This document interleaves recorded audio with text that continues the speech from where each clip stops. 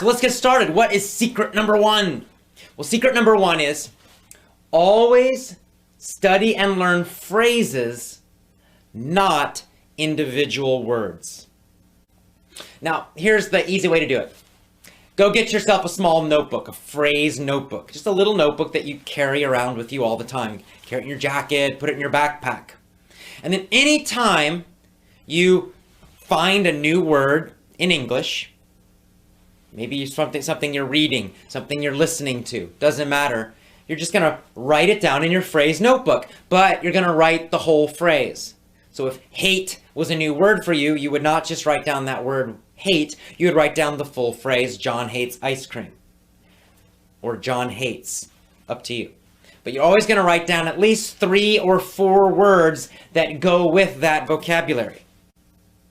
By doing this, you're going to learn, number one, how to use vocabulary naturally and correctly.